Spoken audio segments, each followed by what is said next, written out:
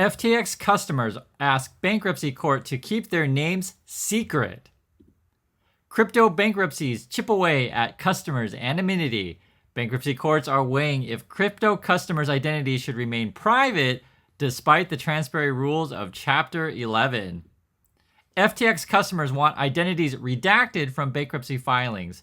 Customers owed $1.9 billion oppose efforts by government lawyers and media organizations to unseal FTX usernames. So if you guys are just hanging out with us talking about FTX, it is crazy. It gets more crazier by the minute. And essentially, as you guys see the headlines here, people want to keep their names secret in regards to their connections to FTX. This thing is going to get more wilder and wilder. One thing that was also stood out as well is that they were emphasizing that there are many international names involved with this. And again, these people want to keep it secret. The judge is going to decide next month, so going in after the holiday in January, whether or not we're going to find out all the names connected with FTX. I want to give you guys a general sense of the kind of names and the kind of money that could be involved with this, because I know sometimes when you tune in other channels, and I get it, guys, this is part of YouTube.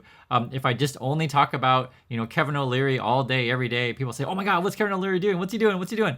But I want you to understand that the world is a much bigger place than just Kevin O'Leary. And yes, he is connected to FTX, but this could be much bigger than we realize.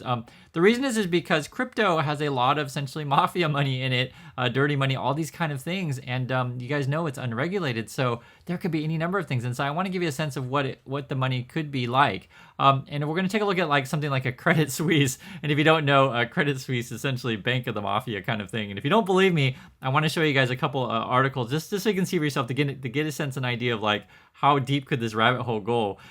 So take a look at this headline here. Crooks, kleptocrats, and crises, a timeline of Credit Suisse scandals. So this just gives you a general sense of the kind of names that we're talking about here. So this is Philippine dictator Ferdinand Marcos and his wife, right? That was in 86. Then you got the Japanese shredding party in 99. Then you got a Nigerian dictator in 2000. Again, this is Credit Suisse, but I just want to give you a sense and idea of the kind of money out there in the world that you just don't know what could be in this stuff, right? You could have Japanese Yakuza money here. You could have something where people are trying to evade sanctions, right? So this could be Iran and Sudan kind of stuff. You could talk about German tax evasion. You could be talking about are people messing with subprime bond frauds, right? 2012, more tax evasion, right? Could be Italian tax evasion, right? U.S. anti-money laundering, what is this one? This was Singapore, right? Could be money. European, right? I want you guys to get a sense of the money could be crazy like this to where it could coming from all kinds of places. This would be Venezuela and Petrobras, so right, oil money, that sort of stuff. Also, too, if you want to take a look at a general sense of more of an overview, you can see this. This is Credit Suisse, and I just want you guys to give you a sense of there could be all kinds of money in crypto, especially a big exchange like an FTX, or even a Binance could have this kind of money. You can see this drug money laundering scandal in 2022, tax fraud, forex manipulation, mismarking, climate controversies, all kinds of stuff. And I really want to emphasize, guys, is that sometimes, and this is just how it is. Like I said, on YouTube, if you want to be popular, you want to make cool videos, you just focus on someone that everyone knows. But with cryptocurrency, there's a lot of names out there that don't want to be named, don't want to be known. And that's why I showed you guys the headlines where essentially this people that are owed $1.9 billion want their names redacted, want their names kept secret from the court filings when we find out, say, when the judge decides will names that where the FTX owes money, will they be public or not? And I think looking at something like a Credit Suisse will give you a kind of idea the kind of money that's involved. And you can take a look at this. Just for example, this is Credit Suisse, but just give you guys an idea.